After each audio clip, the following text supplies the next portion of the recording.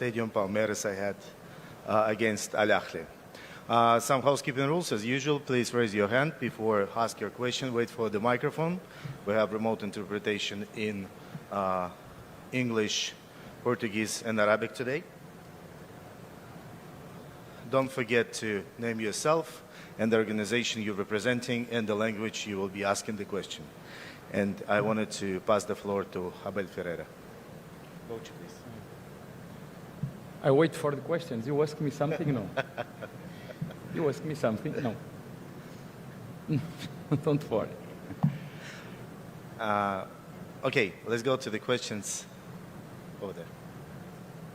Yes, my name I will ask in Arabic. أنا اسمي عمر صبحي من أبو ظبي سبورتس تي في channel. Wait a second, please. Okay. Please go ahead. أنا اسمي عمر صبحي من أبو ظبي سبورتس تي في channel. 1 second, please. Okay. You can help me. Yes. It's okay. Okay. If you speak English, I can ask in English. Yes, if you want to speak in English, I believe is a easy question or not. Okay. How do you see Al Ahly team? What's the biggest player in Al Ahly? How do you see the big point in Al Ahly? And what you know about Al Ahly team? And do you see Al Ahly have a chance to qualified from the group stage? Thank you. Olha, o destino mais uma vez quis que nós nos defrontássemos outra vez. Somos velhos conhecidos. O vosso guarda-redes e o vosso lateral direito, por exemplo, ainda são os mesmos. Temos o máximo respeito. Acho que é uma equipa extremamente bem treinada, bem organizada. Tem bons timings de contra-ataque. Tem um centroavante alto, rápido, que ataca muito bem a profundidade. Mas estamos preparados. Amanhã é um desafio novo, é uma história nova, um jogo novo, num grupo extremamente equilibrado onde tudo pode acontecer.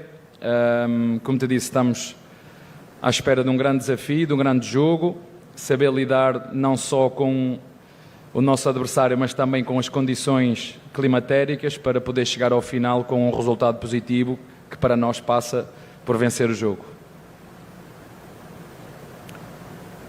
Abel, boa tarde. Gustavo Soler, da Rádio Bandeirantes. Queria que você falasse como foi o trabalho para esta partida contra o Al Ahly, depois de uma estreia contra o Porto, onde os jogadores, você e a torcida, ficaram com aquele sentimento dúbio, né, que dava para vencer, mas que teve um orgulho pela postura que o Palmeiras teve em campo. Foi mais tranquila a preparação para o jogo contra o Al Ahly por tirar o peso de uma estreia de competição? Como que funcionou esse período?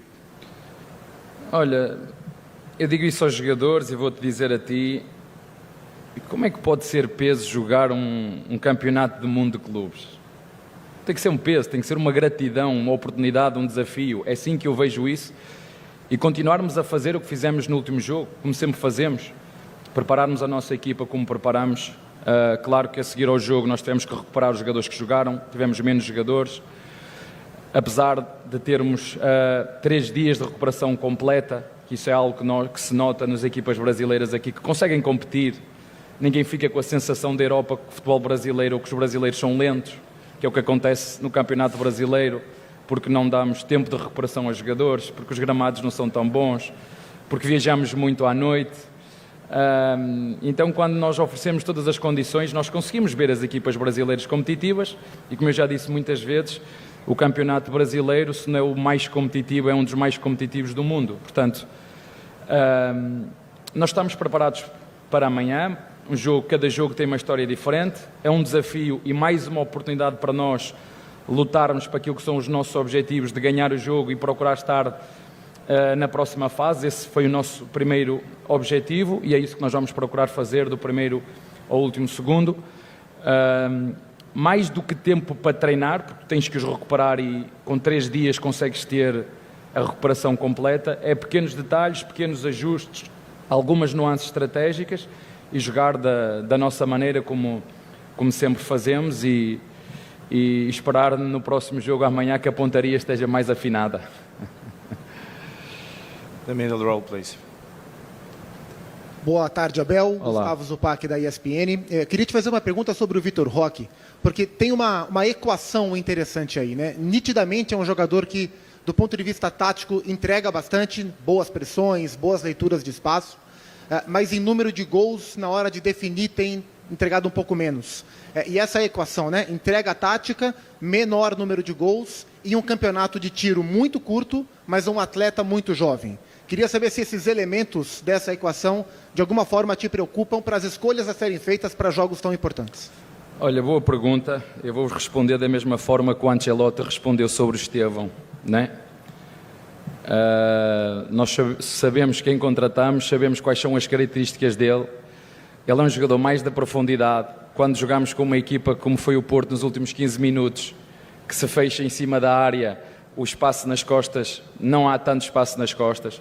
A altura e o jogo aéreo não é o forte dele, nós sabemos qual é o forte dele e, como diz o Carlos Ancelotti, né, nós jogamos de acordo com as características dos jogadores que temos. Portanto, e ainda ontem no jogo contra o Porto ele fez uma belíssima assistência onde o Rios e o Estevão se atrapalharam os dois, né, mas tudo aquilo que o Roque nos pode dar está muito ali. Uma situação, um movimento de ruptura nas costas do lateral esquerdo, com o passe do Piquerez, ele poder aparecer, a outra que ele também assistiu para trás, enfim. É um jogador jovem que precisa disto, precisa de jogar, precisa que um clube como o Palmeiras, que o foi buscar, que lhes abriu as portas e que acredita nele. E, portanto, nós sabemos perfeitamente, e ele também sabe, tem todo o tempo do mundo, tem toda a tranquilidade para trabalhar e para dar o melhor, e quando tiver que fazer golos, vai fazer golos na hora certa, mas não podemos tirar dentro dessa equação a juventude dele, mas ao mesmo tempo também acreditar que foi isso que nós fizemos com o Vitor Roque. Question from the third row, please. Abel, tudo bem? Boa tarde, Maurício Ferreira, da Rádio Band News FM. Prometo que te respondo hoje, senão te ficas maluco. Prometo que te deixo falar. Na semana passada, a gente acompanhou um pouquinho das atividades na Carolina do Norte, quando você passava os menus, né, os cardápios para a gente, na divisão de trabalhos defensivos, ofensivos, bolas paradas também, algumas estratégias. Depois do jogo contra o Porto, de 17 finalizações, 6 no gol, de ter saído sem balançar as redes, mudou alguma coisa para essa semana, de um foco maior nessa questão ofensiva? E uma outra, se me permite, você tem assistido a outros jogos dessa Copa do Mundo de Clubes? Há tempo para isso? O que tem achado do nível da competição também? Olha, boa pergunta. Vocês sabem que a finalização ou o remate, para mim, é um dos gestos mais importantes do futebol, porque decide jogos. Portanto, a finalização é um dos princípios que está muito presente em todas os nossos treinos, seja com o grupo inteiro, seja em setorial, seja em jogo jogado. É um elemento que está muito presente sempre nos nossos jogos. Então, não nos resta outra coisa, é trabalhar e esperar que os jogadores estejam super inspirados. Eu não sei se vocês viram, eu vinha a ver, depois de aterrar, e desculpem, já que estamos a falar nisso, nós chegámos com 1 hora e tal de atraso, peço desculpa a vocês. Nós tivemos 1h30 dentro do avião. Segundo nos disseram, de manhã estava mau tempo aqui, estava fechado e a malha aérea estava impossível, e nós tivemos 1h30 dentro do avião e vinha a ver o Real Madrid com o Al-Ahly, e uma grande oportunidade no fim, e ela foi falhada, não é? Só de um dos melhores jogadores do mundo. Será que ele vai treinar penaltis a semana toda? Ou todos os dias, de manhã à tarde e à noite? São coisas de futebol. No futebol não há certezas, no futebol há intenções. E a nossa intenção sempre, cada vez que finalizamos, é fazer golo. A nossa não é minha, é dos jogadores, porque eles é que chutam, não sou eu. Mas isso faz parte do nosso modelo de trabalho. Olha, eu acho que para nós brasileiros, eu não sou brasileiro, mas acho que fica muito claro que o campeonato brasileiro é muito competitivo quando nós damos condições aos nossos clubes, aos nossos jogadores e aos nossos treinadores para preparar as equipas.